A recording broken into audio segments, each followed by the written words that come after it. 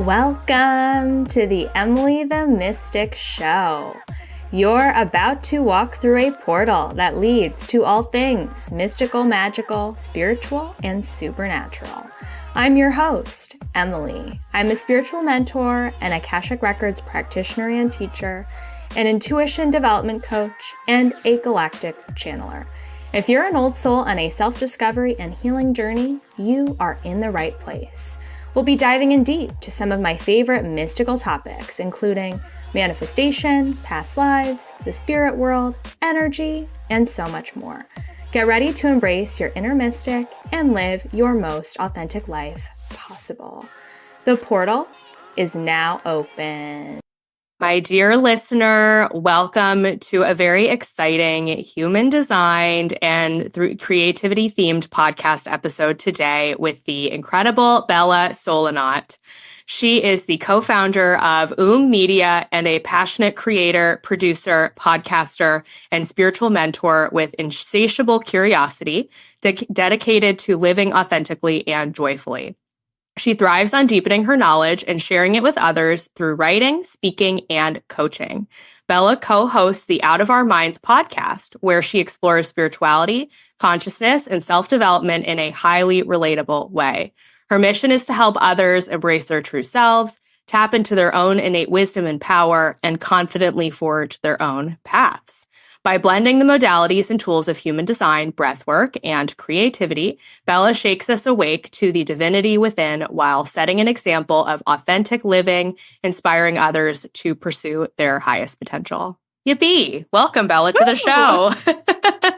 Thank you for having me. I'm very excited to be here. Yay! And can you share with our listener where you're located? Yes, I live in Texas, in way south Texas, a town called Brownsville.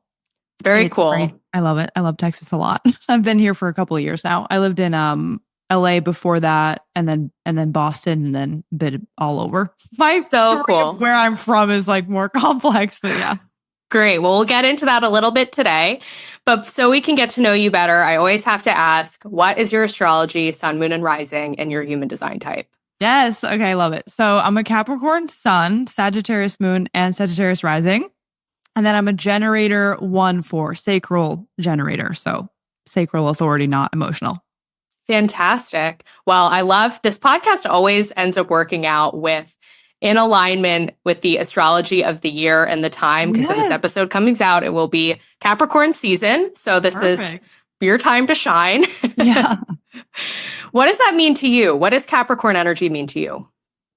I love it. I feel like, of course, everyone should love who they are, right? But obviously, I think it's interesting. I find that the intersection between being both Capricorn and having a lot of fire, and specifically Sagittarius in my chart, has been really interesting because I definitely identify with that idea of being like grounded earth, like very meticulous, organized, like all of those things that sometimes veer into the shadow side of like people who are like crazy Capricorns and are like just thinking about ambition and like getting shit done all the time. Like I definitely have that side to me. But I just think it's, in terms of the season, I feel like it's such a good time to realize the tools that we have in the 3D world, right? Because it's like earth energy. Capricorn to me feels like it's someone that is, it's just an energy that knows how to use the tools that it has in the 3D world. And that's like why you would, tend to your home, the physical, like your closet, right? How you function, your schedule, like being on time for stuff, like all these little things that are very earth based. I feel like that's kind of the wisdom that we get from Capricorn. And I love that. And that's something that I admire within you as a spiritual leader, is that you have this way of taking these high level topics and explaining them in a way that I don't see other people explaining them, but that makes it like very down to earth and approachable and fun. You bring this like fun, light energy to it that I really appreciate. Yeah, thank you. I feel like, to me, I'm like, listen, we're here on earth. Like, let's figure out how to make it work here, Like, I think it's, trust me, I love being more in like the mystical, like unseen, but I think the beauty is in learning how to marry it with the earth realm. And then that's how it actually, has a huge benefit to our lives, is actually being able to put it into play, and of course, I do think it's part of my human design coming out is just loving to teach and, translate whatever I learn and how it clicks for me into something useful for someone else. Definitely, yes. So before we dive into the human design conversation, because you guys have been asking us to talk more about human design and how we can use that in our day-to-day lives. So, Bella, I want to know, how did we get here?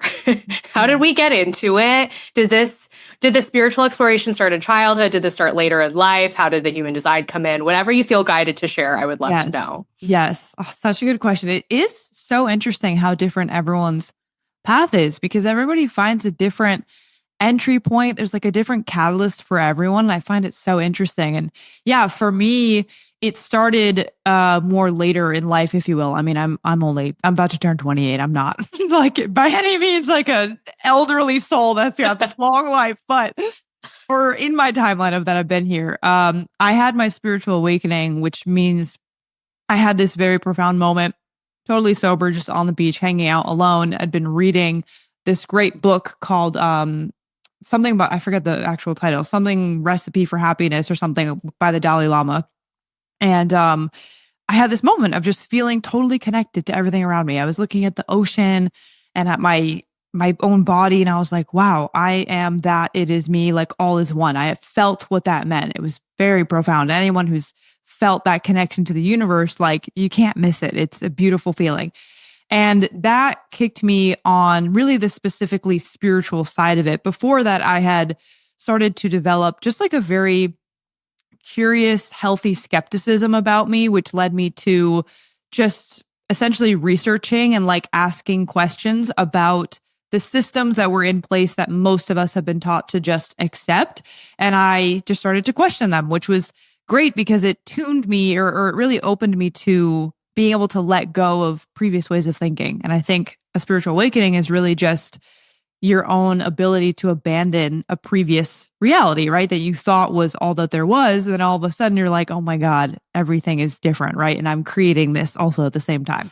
So that started in 2020, right? Because I was spending a lot of time alone at home, as a lot of us were. And yeah, I was just reading these interesting books. My favorite spiritual teacher of all time at the time found me, Alan Watts. I started reading his work.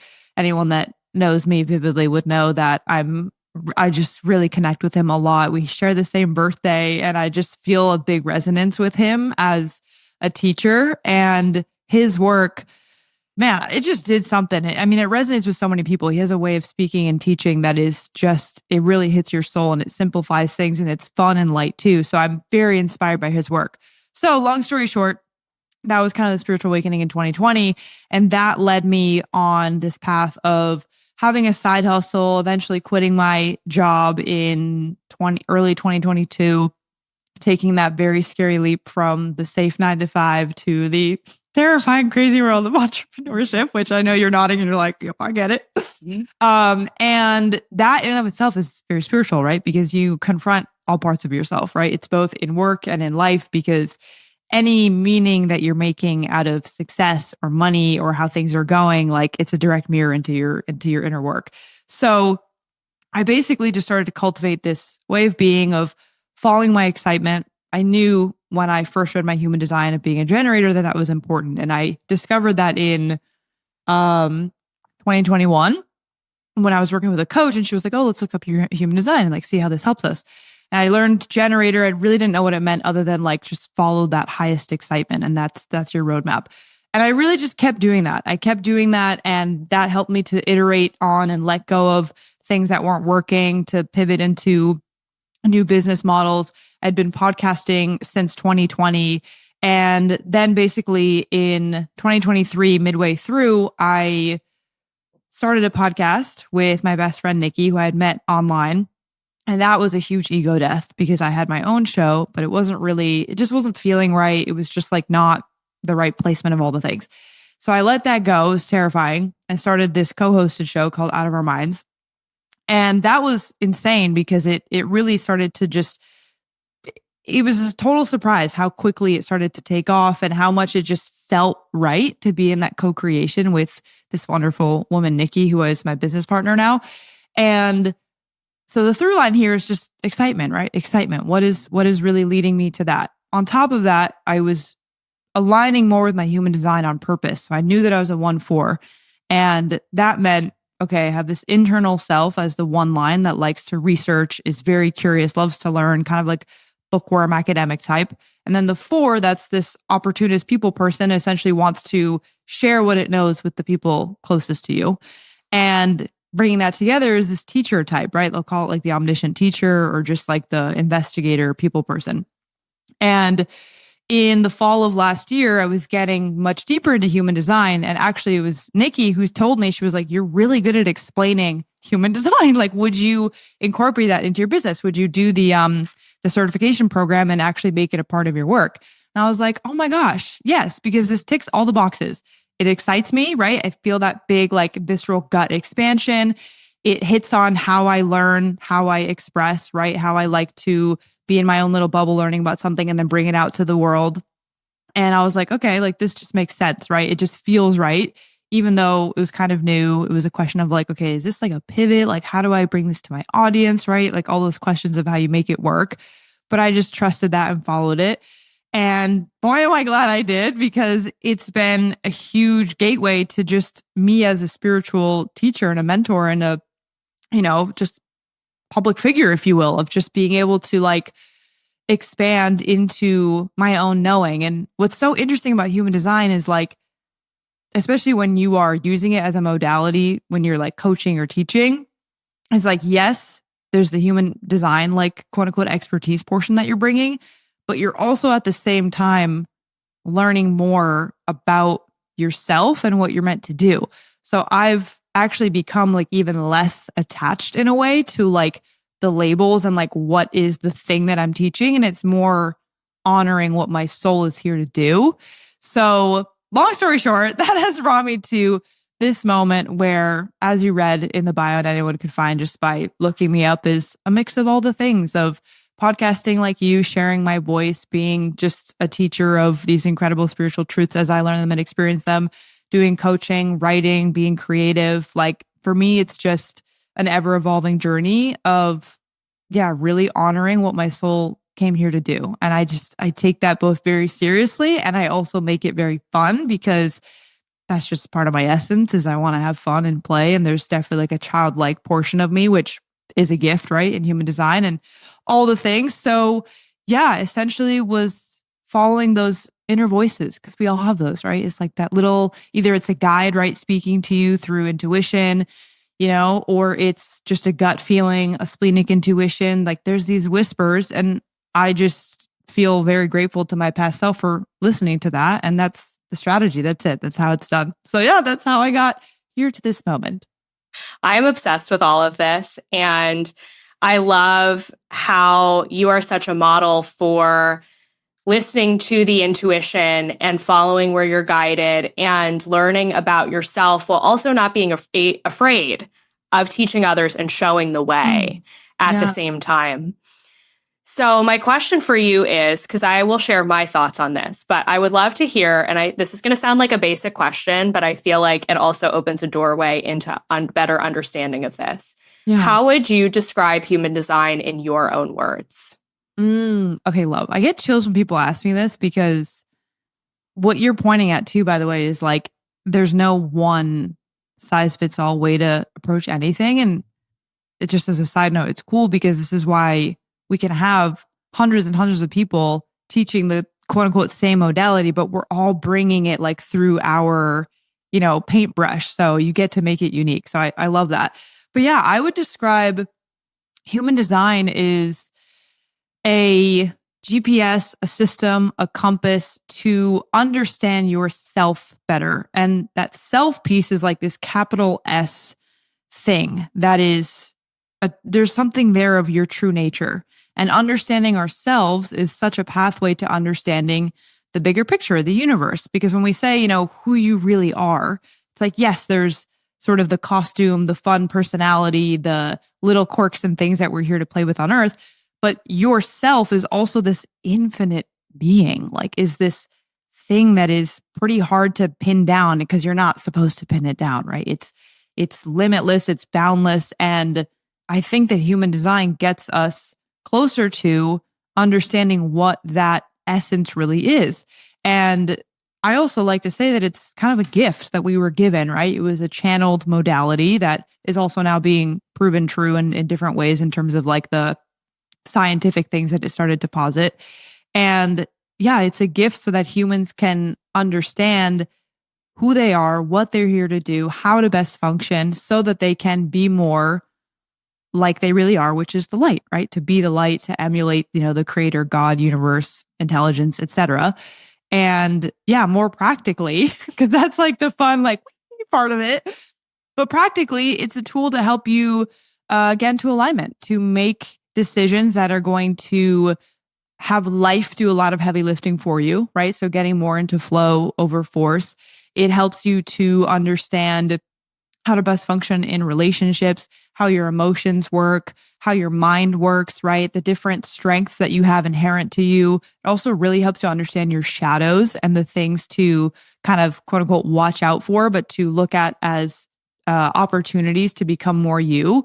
So it's a very detailed tool that is so practical, so mechanical. But what's cool about it is it's in that mechanical part, it leads you to that higher spiritual essence of it, which is coming back to our true nature. So that's how I would describe human design. Can you so tell well I'm obsessed said with it? Yes. Yes. Yeah. Oh, I love that explanation. And yeah, what I've been finding really fascinating about it is, and I know that this is the purpose of it, but for me, what the box really, the tool really started to click when I realized that it's not about trying to become the profile type that you're shown based on what other teachers are trying to teach you. It's about using it as a guide to recognize how you're already responding to life. Yes. For me, I'm a sacral authority as well. And so I am starting to realize that I have the sacral response. And at first, when I learned about the sacral response, I'm just going to use this as my example. I was like, well, how do I recognize my yes and my no? I thought I had to follow what human design teachers were telling me about the sacral response in my yes and no. But then I started to just pay attention and become aware of how I say yes and how I say no. And when something's a yes, there's there's an auditory response. It's like a, yeah, There's like an immediate body response to it, which I was never consciously aware of until human design started guiding me in that direction. So it's little things like that that I find really fascinating and really cool. Yeah. Gosh, that is so important because I think where we get lost sometimes with these amazing tools that we have is sometimes, I mean, this happens, I think part of the reason is because this is the way that we're sort of conditioned in a way is to like look for the be all end all answer, right? We want someone to like tell us like, what job am I supposed to have? And like, what's the answer to all my problems? It's like, no one is going to tell you that. Okay. Like that answer is within you and only you. However, it's like these tools, like you said, it's not about becoming exactly what, the one Instagram post tells you of this is what a 3-5 does. It's like, no. That is just the roadmap. But the point is that the roadmap is sending you somewhere, right? There's like an experience on the journey. So it's so important because I think this is where, we just, again, almost like outsource that power to whoever, whatever modality tool to quote unquote, like fix us or tell us, the truth about who we are. And there's no pill for that. Like it's all in you. And that's the irony is when you understand like, okay, yes, there's these 12 profiles, there's these different energy types and there's commonalities among them. But the point is that you are going to take it to somewhere else. Like I kind of use the analogy of you could have two of the exact same cars, like same make, model, color, gears, whatever. Each person's going to drive it to a different location. That's the point. You're going to make different stops on the way. You're going to play different music in the car. Like you're going to pass by different road signs. Like, but understanding the mechanics of the car, that's how both of you become a pro, become a genius and really enjoy not just the journey, but like where you are going is by becoming a pro at that mechanism. So 100%, I think that's amazing. I'm glad you brought that up. Oh my gosh, that car analogy just like unlocked something within me. I'm Yeah. like, oh, I feel that. That's so good. That's so Right. good. Yes. Mhm. Yes. So we would like to give you today a little bit of a Sparknotes version of understanding the different human design energy types.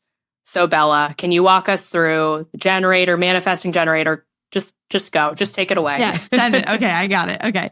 So, yes, in human design, we have what's called this energy type. And I actually like to preface by saying that, like we kind of just alluded to, these are like the broad strokes of the types, because what's pretty cool is as you go deeper into human design and you start to understand the role of the body graph, which is that like 9-centered complex looking tree of life thingy with all the different colors on it. And you can see that just in the different types, except for reflectors, there's a very different, everyone can have different a setup, right? And setup meaning the centers that are colored in or not. So these are the general descriptions, but it could still be that as a generator, you almost like resonate with the generic description less. And it's probably because in your chart, there's something else there. However, there's a lot of truth to this idea that starting with generators and manifesting generators. So, generator is someone who has this colored in sacral center. And manifesting generators also have a colored in sacral center. But with manifesting generators, their throat center is also colored in, but it's connected to a motor. Now, I'm telling you this because I think maybe your listeners would enjoy a more specific explanation. I wasn't planning on it, but it's happening. So I'm like, okay, this is what they need to hear. But I'm kind of giving you more of like I don't want to call it advanced, but like more detailed description of even how we become the energy type that we are. So both manifesting generators and generators have this sacral motor defined.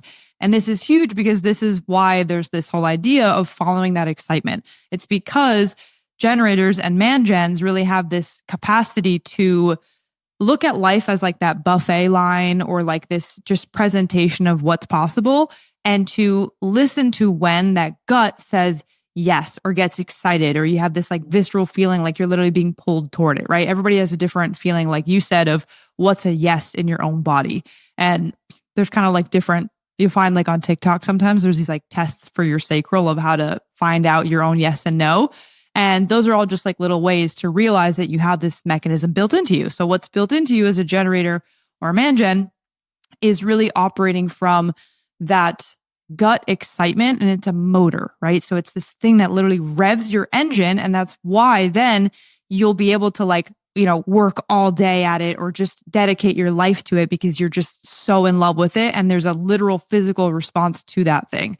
So for generators and manifesting generators, that strategy for you is just like, listen to what's exciting you, like listen to what is pulling you, because it's not random. That's the thing is, it's on purpose, both because the universe is sending you things, and also because if you want to just mechanically be working in the best way that you can, most efficiently, you want your car to run well, you want to use the tools that are built into it for it to run well. So generators and man-gens are really these beings that are meant to listen to that excitement, to respond to life, and to have that be their cue, right? So it's not about what makes sense, what someone tells you. If someone is telling you a life path and it's just falling flat on your physical body, that's on purpose. Because then when you do see, you listen to a podcast and someone shares their story about how they got into sweater knitting, and you're like, oh my God, that sounds so cool. Like, that sounds cool to you because you're meant to pursue it, right? Like, that doesn't light me up.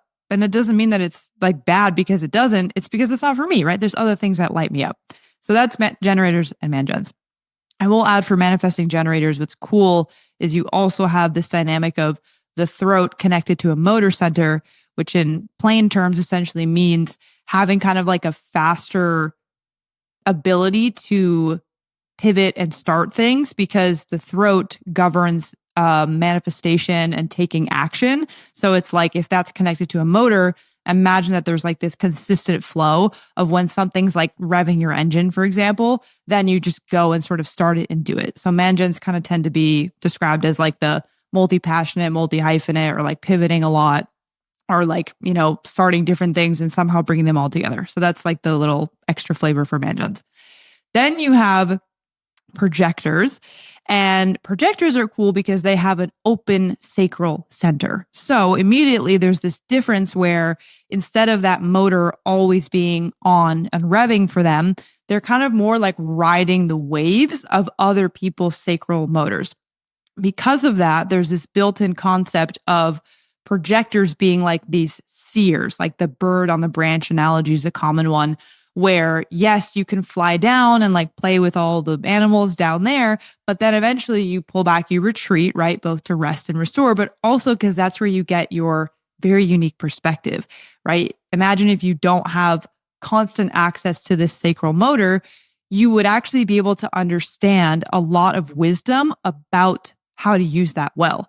So projectors essentially are here to, first of all, break away from conditioning that says they have to be like go 100% of the time. Doesn't mean you can't be like a super like hustle loving projector, not what that means, but it's more understanding your use of energy and how you also have an ability to improve and make things more efficient, right? Again, it's like that motor is not always on. So when it is on, you're going to use it very efficiently. And that's that sort of projector wisdom that can come in. That's also why the reason they call it a projector is kind of like the idea of if there was like a projector light on shining at you, you feel like really lit up because this projector is seeing you so well, but the projector is also seeing the shadow that's behind you. And that's why they can help you improve things, make better systems, etc.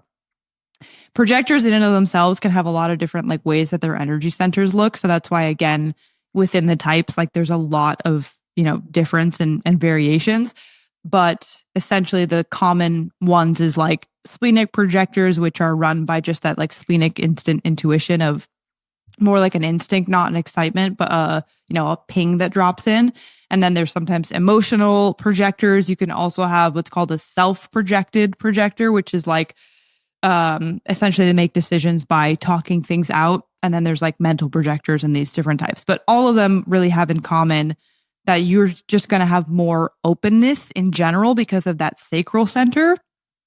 And because of that, there's that sort of sweet spot of that wisdom available to you because you don't have access to that motor all the time.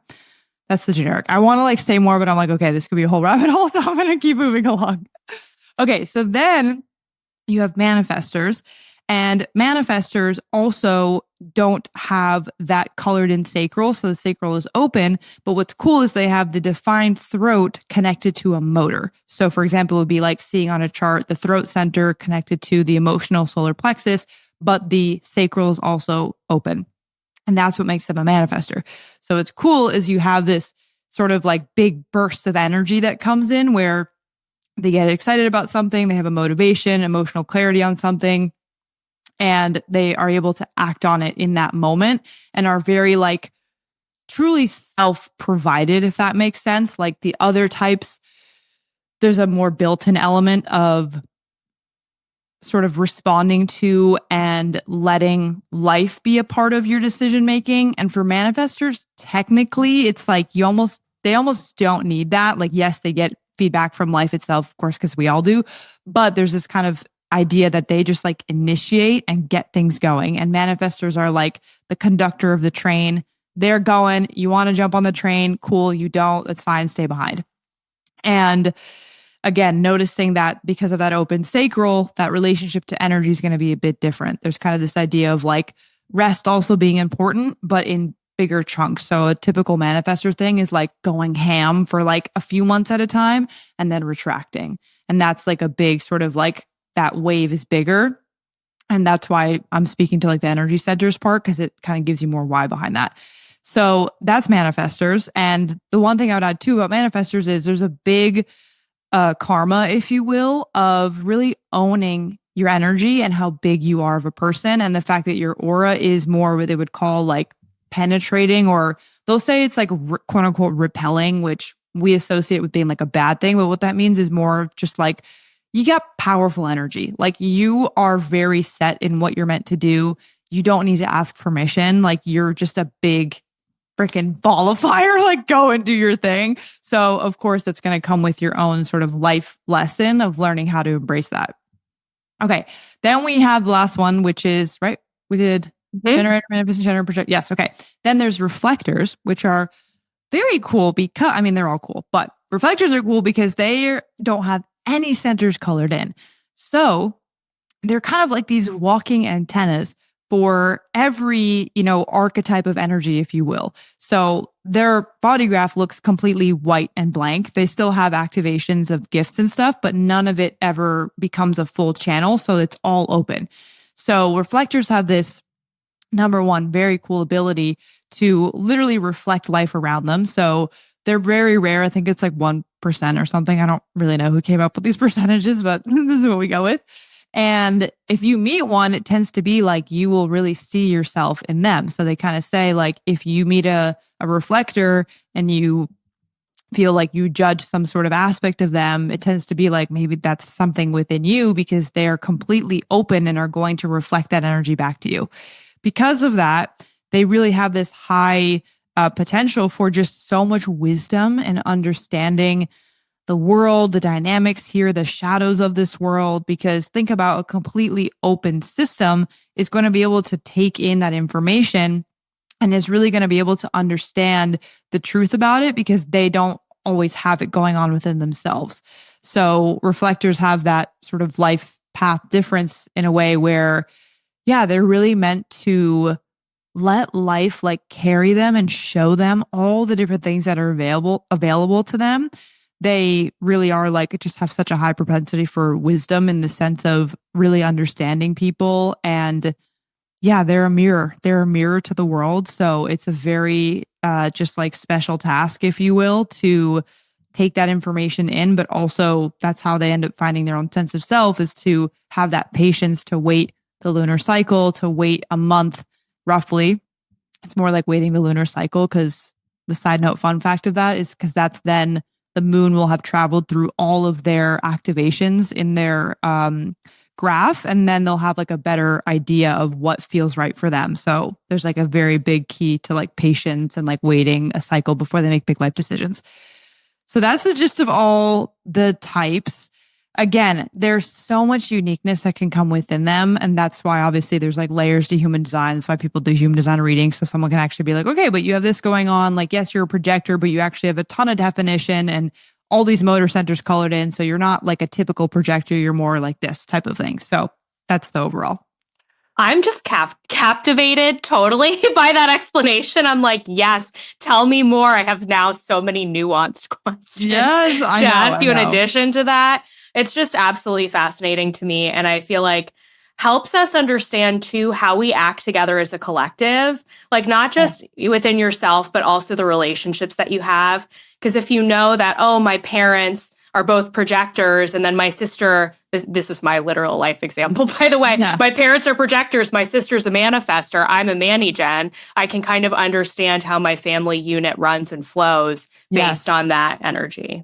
Yes. I mean, to me, honestly, family dynamics and relationships is one of the greatest places to bring human design to, because, I mean, on a basic level, number one, it's like by understanding the people around you more, that's how you end up loving them more, right? There's like this really great Thich Nhat Hanh quote that I love to reference, which is that understanding is love's other name. And it's like the more that we understand people, the more that we love them. And human design is like, if you can understand and say, oh, they're not, I was judging them because they're doing da da da all the time, but that's actually a gift that they have. And maybe they're in the shadow expression, or maybe I just thought that that wasn't, how people are supposed to do X, Y, and Z. And so you start to like broaden out how you think about people, and you can honor them more for who they really are. And I mean, that's world changing. That's insane, because that's like, family and relationships is mirrors and is like where we, do so much soul work with each other. And if we can bring more understanding, I mean, that's incredible. Oh, absolutely. So I have a couple of questions that are coming forward. So it means that someone listening needs to hear this. Yes. Can you explain the emotional authority to us?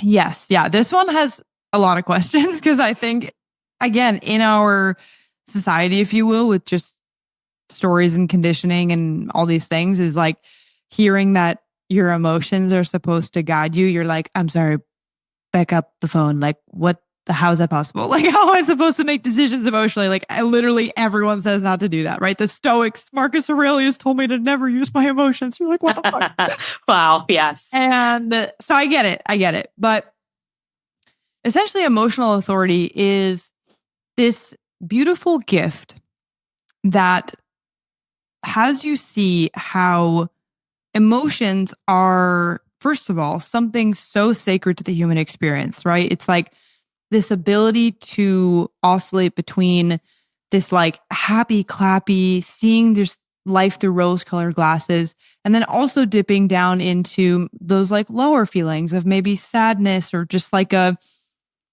a bluesiness, right? And when we are resisting emotions, that's really when they become a problem. But in reality, if you just ride the wave of the emotion and you don't make a story about it, it's like, that's it. It's just moving through you. Like, it's like a storm passing by. Like, are we going to freak out about the storm? Yeah, sometimes we do, but ultimately you have to just ride the waves. That's it. Or maybe even embrace it and take like your surfboard out there, right? So that's kind of like emotions in that world of the human design lens. When you have an emotional authority, I really believe that it's like part of your path is to mine the wisdom from those emotions. Because what that means practically is there's this concept of divine timing, right? And like, if your authority is emotional, you're not meant to always have such clarity in this now moment. And what that means is you would have to wait or sleep on it, or just like wait a day or two until you feel like you've, got to ride the wave and arrived at the shore. And now you're a bit more neutral. And then it'll be very obvious to you what is the right decision, right? By essentially feeling into what makes you feel good or what makes you feel kind of retracted, right? Nikki actually is my co-host, is an emotional authority generator. And she was reflecting and saying how, wow, I realized that the way I've made decisions in my life is literally on just what feels good. Like if something just felt warm and fuzzy, that was what she did. And if it felt the opposite, like restrictive or whatever that sort of opposite feeling is, then she didn't do it. And that's a great way to explain emotional authority. And I think where people kind of can struggle is number one, in just the meaning making, tendency that we have as humans, where if you're feeling down, we say, oh, what's wrong with you? Or you're not grateful or whatever. And it's like, what if we just let that feeling pass through us, and instead of fighting it, you welcomed it in? And it sounds almost too simple, but I think most of us can see that a lot of the time, the friction that we feel in life is not actually because of the emotion that's passing through. It's because of the resistance to it, right? Like literally a surfer trying to like climb just thrash through the water. It's like, yo, relax, take your surfboard and ride it to the shore. And then they're like, oh, this is lit. Let's do this all the time, So it's like, that's the truth, I think, about emotional authority. And there's such a beauty to, for me, witnessing people go through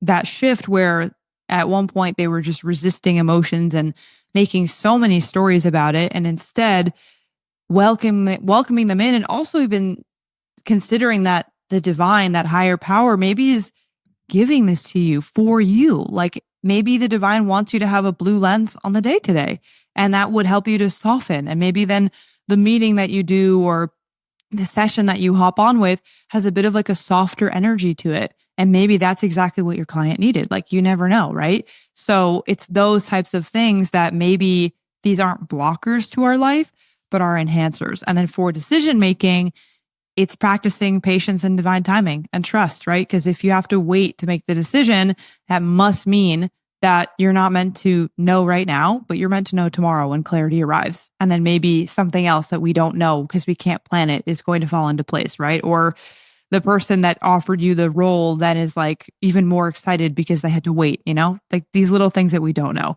But yeah, that's kind of like the gist on emotional authority. That's so cool. That's so fascinating to me. Wow. Yeah. I love that analogy of riding the wave. I feel like that makes so much sense. Yeah. I think we talked about most of the authority types. Were there any that we missed? So yes, technically I didn't describe. So there's actually 7 total of them. Okay. Some of them are like very, very rare, but essentially it goes in the order of, it's like you have emotional authority, sacral, we talked about because that's the excitement thing. Splenic is essentially like OG instincts. So it's kind of what people would equate to like pings or like a download in a way, but essentially it functions very instantaneous. It doesn't really repeat itself. And it tends to be, those whole statements of like, don't go here or like book this plane instead, like those little things. And the key with splenic intuition is presence and stillness, because if you think about that energy center and that like, even organ, is it like it needs to be, it's tuned into things that you can't see and that you don't know are there, right? That's why it doesn't really make sense. But you have to be able to hear it, right? And to actually like be paying attention to then be able to act on it. So that's kind of like the spleen. And then there's actually the heart/ego authority. And yeah, which is cool. And it's interesting because ego in human design is very cool because it speaks more to a very healthy sense of self, I, me, mine, like what you want kind of thing. Like the sense of self more related to the physical world and the things that, you see like a bag that you want and you're just like, yeah, I want that. It's like different from excitement. It's a very kind of like undramatic, like, yeah, I would like that to be mine. So the ego/heart authority functions on that. It's essentially like, what do I want? Like, what do I get out of this?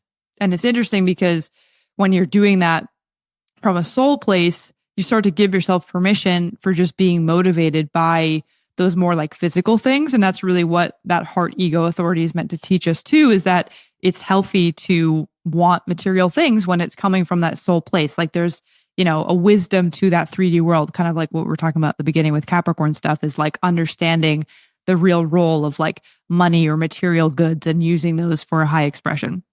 So that's that heart ego authority. And then you have what's called, it's like self-projected, which comes from the G center and the throat, where essentially it's like by talking things out, you give direction to your sense of self. And just by hearing it, you'll have clarity on what's meant for you. So they'll call it like the sounding board too, where talking it out with someone helps, but it's not because you need advice from them. It's because you just want a sounding board.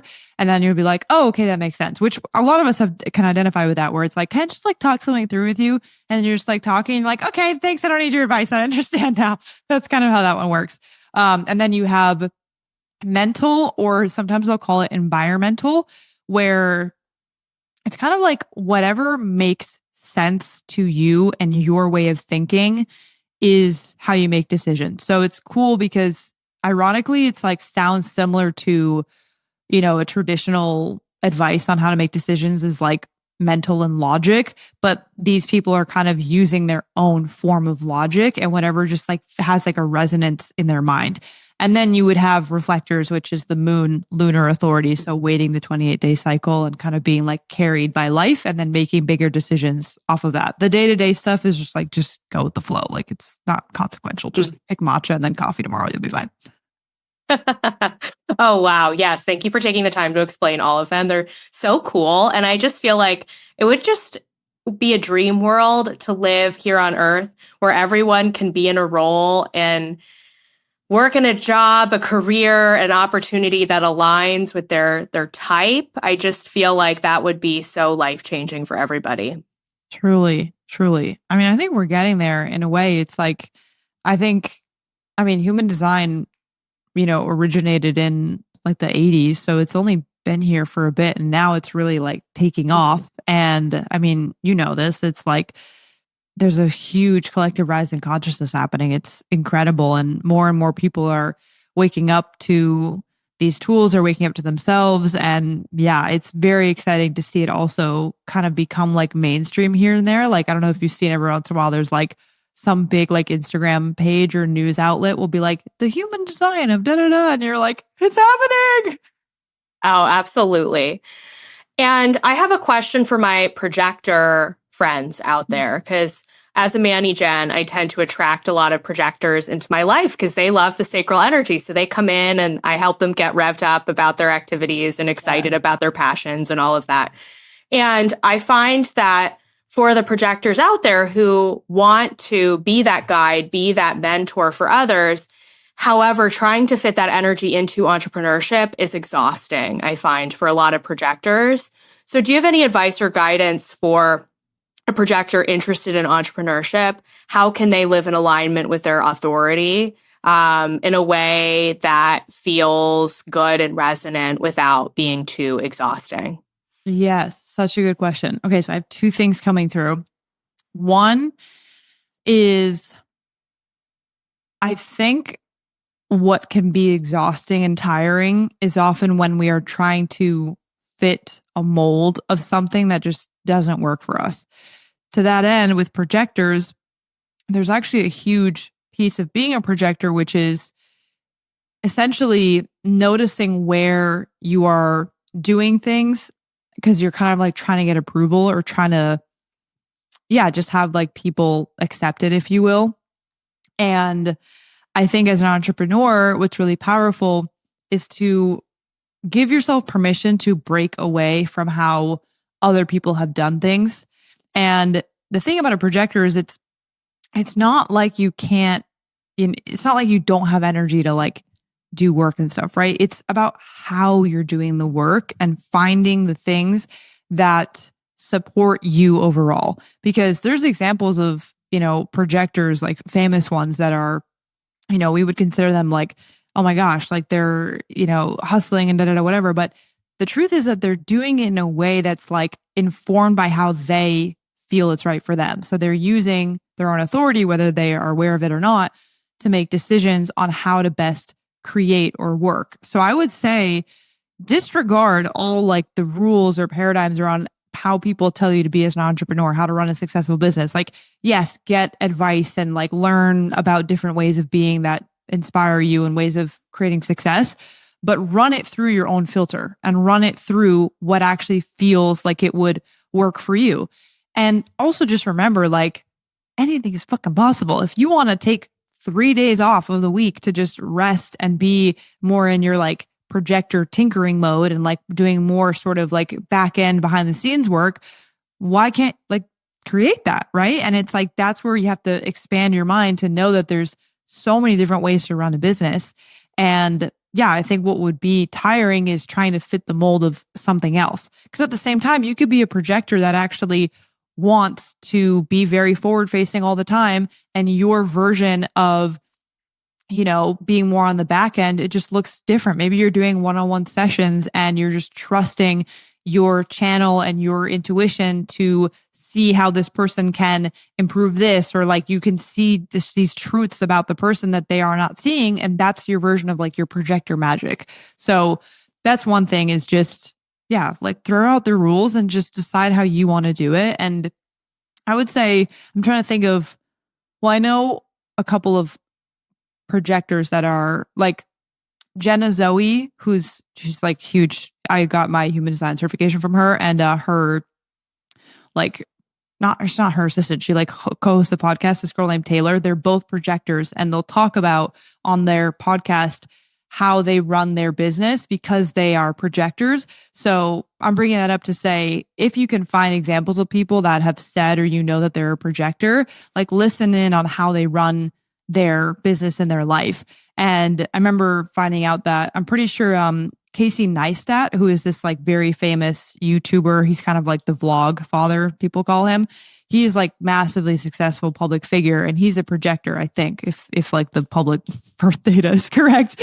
And I remember thinking, wow, okay, that's interesting, because maybe you would assume that he's like a generator or manifesting generator because he's quote unquote like so energetic. But in reality, you see how the way that he creates videos is he's giving you this inside look to New York City. This is kind of what he's famous for, that most people don't see. So to me, I'm like, oh, he's like working his projector magic by telling you a story about the energy of this city through his own POV. And yeah, he gets spurts of energy where he goes and creates things, but he also, is like taking time off and is like chilling with his family, right? So all to say, like, find your own way of being and just catch yourself when this is the second thing, is when you're doing something out of approval or seeking praise, or like almost putting yourself in places where there isn't a clear invitation, because that's another piece for projectors, is that strategy of waiting for an invitation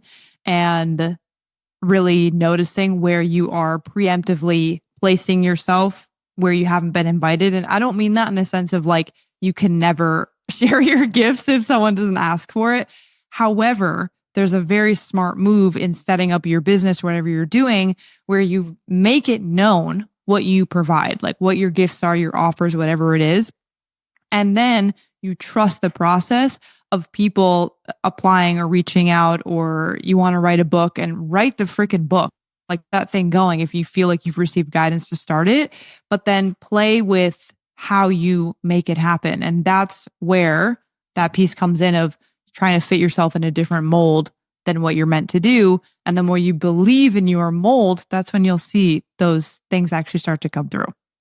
Oh, wow. That's such powerful guidance. I really want to highlight too what you said about seeking role models and expanders with your similar energy type in a field that you want to be in, because I feel like that can really help provide clarity on the behind the scenes and more of the tactical, like how are they showing up in the world? And that can be really powerful to look at. And same too with what you said about projectors and the invitation piece of things. I think it's important that you put yourself out there, because that in and of itself is an invitation, because you're following your soul's calling, right? And then the invitation that you receive from your potential clients is them finding you and seeking you out, and you become sought after because of that.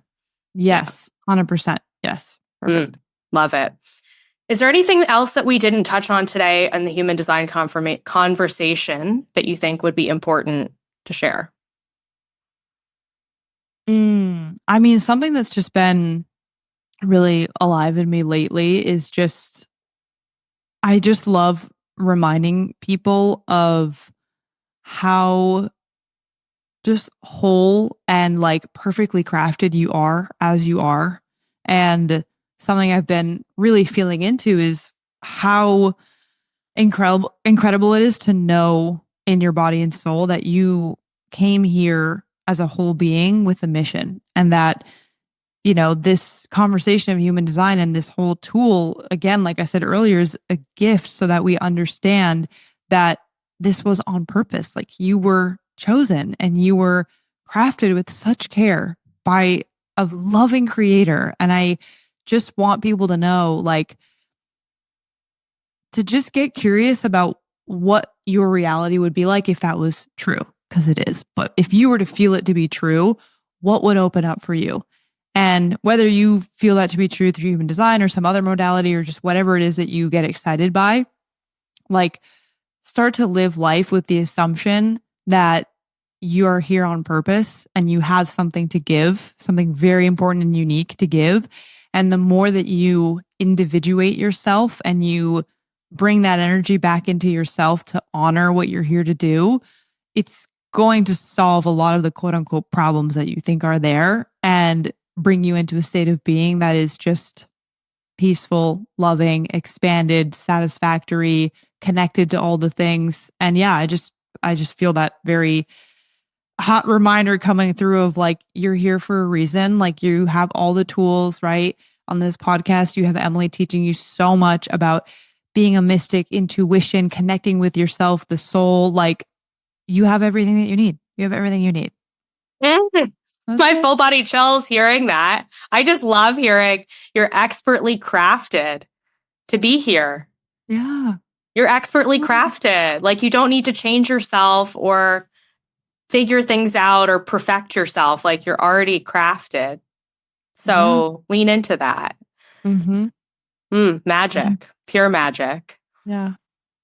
So Bella, what cool things do you have going on in your business, podcast, life that you feel called to share with us today? How can people work with you and find you? Yes, thank you. So, I mean, I always just say, like, just check out my Instagram. I feel like everybody says that is like the best place to know what's going on, which you'll link in the show notes. But I have my podcast, Out of Our Minds, which is a fun place to come for great conversations on spiritual things, relationships, entrepreneurship too, in particular. And we do workshops every month, which is really fun in our membership. And sometimes we bring in guest experts too every quarter-ish, I think. So I'm thinking that I'm like, Emily, I'm going to hit you up for that because that'll be really fun.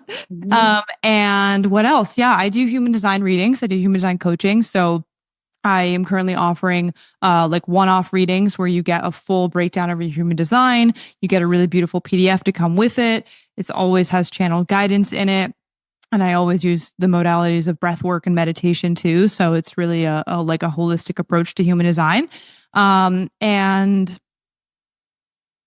the other thing I'll plug is I write on Substack. I love writing. And if you enjoy the way I explain things, you might like my Substack because it's more of that type of stuff. I'll make sure Emily has all those links. But yeah, podcasting, coaching, human design stuff. If you're curious about your human design, come, let's do a sick reading. I'll help you figure it all out and give you tools because I always like to make it practical. And yeah, that's it. Fantastical. I love it. I should have asked this question at the beginning, but I'm just going to ask it at the end here because I'm being prompted. What resource or resources do you recommend for people to pull their profile for human design? Yes. Okay. So honestly, I love the Jenna Zoe's human design app. I think it was called My Human Design. I think it's technically now just Human Design. But if you like search Human Design Jenna Zoe, that's a great app. I love that. And it's like $5 a month and you'll get so much information about your chart. I think it's great. I love that one. And then you can also do Jovian Archive, Jovian Archive has like a free chart pull thing. And they are associated with the founder of Human Design, Ra Uru. So I would do those two for pulling a chart. Those are my go-to. Perfect. Yeah. And finally, we have to know, what does being a mystic mean to you? Yes, I love it. Okay, so oops, oh my God, shoving my mic away. So much joy, just so much joy. Yes. Okay, I love this. So being a mystic, I mean, I think this is just getting back in touch with the real essence of who you are and living a life that understands how important the unseen is, that understands how important and real just, our like energetic self is. And I think a mystic is someone that is on that constant quest for uniting with the divine and being a light being, right? More light than matter, and someone who honors the unseen is just really what's speaking to me, because I think that's where you realize that it's all energy first and then it creates matter. So there we go. That's my answer. Is a mystic is someone that is able to master energy and then create whatever they want from it. Oh, yes. And any final tips for living a mystical life? Go outside, be in nature, just get in a flow where, it's like spending time. I mean, nature is such a huge one because it's like, hello, we all spend way too much time with our feet on like concrete. It's too much. So, but being in a state, either an environment or with music and dancing or cooking, that just gets you out of the mind, out of like the too much thinking, and just being in being. Like whatever feels like you're just being and you're not thinking too much, that is a very great gateway to being a mystic. That's so true. Couldn't agree more. I love this. Thank you, Bella, for your time and your captivating explanations of this incredible modality, human design. We appreciate it so much. Thank you. This was such a pleasure. And yeah, anyone, feel free to reach out, send me a DM if you have like questions. I'm happy to clarify anything that you heard. And yeah, thank you. It's really, really wonderful to get your community and connect with you more. Hey, yes. And now the portal is closed.